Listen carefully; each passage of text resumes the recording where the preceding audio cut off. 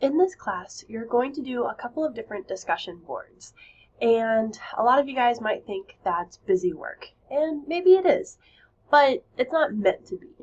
It's essentially homework for you guys, but it's different. Instead of you writing on a worksheet and turning it in, I'm having you interact with one another. Now, these discussion boards are different.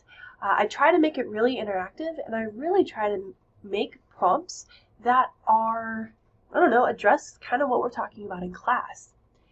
In this class, you usually do about 2 discussion boards or 2 posts per unit, and those posts can vary a lot. It can be research-based, it could be action-based, so you actually going out and doing something. And what this video is going to go over is how do you do these posts. So on this screen, this is just an example. It's going to look different every semester as the prompts change and the classes change, but they'll kind of have the same premises. So down here it says Unit 3 discussion. This is a water and agriculture friendly action. It says essentially, we've learned about this stuff. What can we do about it? For the prompt for this, it says you will complete an action that either supports best agriculture practices or an action that maintains and improves water quality. Now this is not the full prompt because that's not a lot of information. You have to actually click the link. So you actually click Unit 3 discussion and it opens to a new page. On this page there is a button to create your thread. We'll come back to that in a second. But here is the full prompt. This is what you need to include in your post, as well as the points breakdown so you know exactly how you're being graded. I'm not going to read through all of this, but as an example, this is an example of an action thread where you or your friends or family, whoever, go out and do an action. In this case, I give you a whole list of different actions you can do. For example, purchase 3 organic foods, grow a vegetable herb garden, create a compost bin, lots of different options. You might have an idea for an action that's not listed. You can just email me and I'll let you know if that's approved.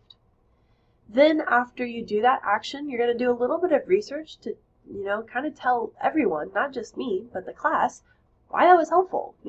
Why did I put that on the list to begin with? How is that helping agriculture or water quality?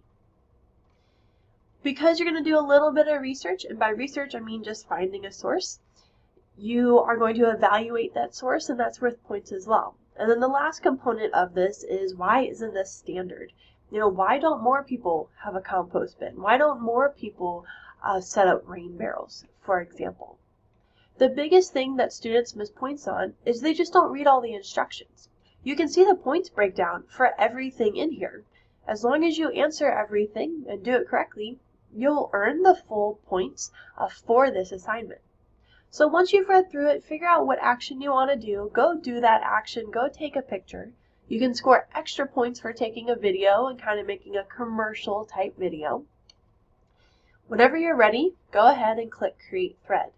You will not be able to see everyone else's submission until you make your own submission. So that's what it's saying here. This is a post first discussion forum. You can't see everyone else until you post. So I'm going to click Create Thread. You don't need to write down the instructions because it shows you those same exact instructions here as well. So I'm going to do a thread just like you guys did. So you should make your title somewhat reflective. I went and I was building an oyster reef. So this is the first thing, post a photo of you doing something. So I'm just going to keep it in order because I find that easiest. So 1. I'm going to insert a photo. There is a completely different video on how to insert a photo, so I'm just going to rush through it real quick. But watch that other video to learn how to do this, because there's a couple different ways of doing this. Alright, so this is the video I took from when I went out to an oyster reef and helped with restoring it. Alright, so here we go. Here's my photo. Alright, number 2. Briefly describe what you're doing. So I set up an oyster reef, and I did this down in North Carolina. You will probably write up 1 or 2, maybe 3 more sentences than me, but for the purpose of this video, I'm not writing everything. So the reason this is beneficial is because blah, blah, blah, blah, blah. Depending on your action, you might know. In class, for example, we talk a lot about composting. So you may think, oh, well, we talked about why compost is better. Da, da, da, da, da. That is totally fine. But no matter your topic, you definitely need to do additional research. So for example, I went and I found this website. It was called How We'll Build an Artificial Oyster Reef, Finding a Location. Essentially, this is some guy's blog. So I read through it, and then when I read through it, I learned that oysters really need hard substrates. They need something hard to land on in order to grow. Well, one way we can do that is building these oyster reefs.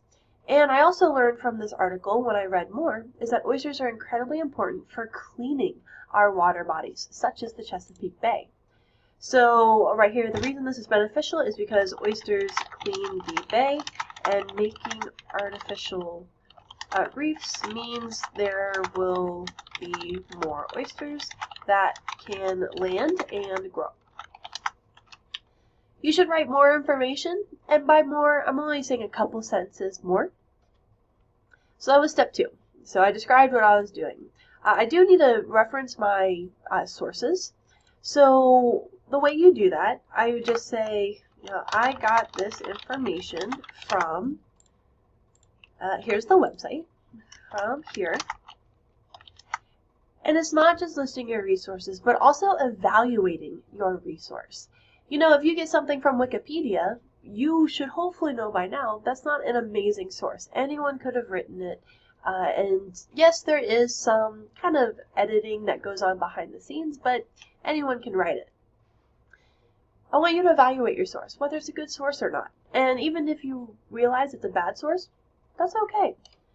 So with this source, I'm saying, well, it looks like this is just some guy's personal blog. I know who it is, so I'm going to write, this was written by Marty Marfin. And let's see if I can find anything about him. It says he's a Maker Media Lab manager. He's a sculptor, designer, fabricator, a maker dad, a surfer, an astronaut on Spaceship Earth. So, okay, and I can view more articles. So essentially, he writes for this website. This website is Make, so it's a makerspace, and it looks like it's a magazine. So he writes for this website, which is a magazine for makers. In the article, it did say he was working with a marine biologist, so I kind of trust that he knows what he's talking about. For this article, he worked with a marine biologist. This way, so when other students and myself look at your post and you start saying information, we know where that information is coming from, and we can identify if there's any bias. I don't think there is any bias. He is just sharing what he did. But let's say you were to go to a website that sells oysters. They'll probably be kind of biased. They're going to want to save the oysters because they want to sell the oysters, for example. All right, so that's number 2. Number 3, discuss why you think it isn't the standard and how can we get people to do this. This isn't the standard because blah, blah, blah, blah, blah. We can get people to do this by blah, blah, blah, blah, blah. Be specific. Don't just say, well, we need to educate people.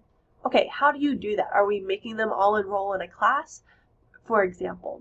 So even if it's not super feasible, still come up with something. When you're done, you go ahead and just click submit. You know if you were successful if you get to a page that shows everyone else, at least everyone else who has posted so far. So here you can see mine building an oyster reef. I can also see all of my classmates that have posted as well. You can also click back on yours to see how everything came out. Now, what if you forgot something? You're like, oh, I totally forgot to talk about why it's not the standard. You have a 5-minute rule, meaning that I just posted. I have 5 minutes to write another post. So if I say I'll reply, oh, I forgot to write about the standard. This isn't the standard because blah, blah, blah, blah, blah. If that post goes through in 5 minutes or less, then I will count it. If it doesn't, then I will not count it. And here's why. Let's say I post my post, and then I'm like, oh, let me look at Donna's post. Oh, she did this, she does, oh, that's really cool. Oh, she talks about her sources. Oh, I forgot to put my sources in. And you go back to your post, and you go back, and you're like, oh, I didn't write mine. Essentially, you've just cheated. I mean, these discussion boards are homework. You just looked at someone else's homework and said, oh, I'm supposed to do something else. So that's why I have the 5-minute rule. But I also realize that you may have honestly forgotten. If you honestly forgot, though, you should be able to respond immediately. So with that in mind, this first post is very, very important. Make sure that you have everything done before clicking submit. Now you have access to everyone else's, and you can start joining in that discussion. So this was just one video. There is still videos on how to insert a picture because there's a couple different ways as well as video. And there's also a video about replies. So now you can respond to your classmates. So go ahead and go check those out.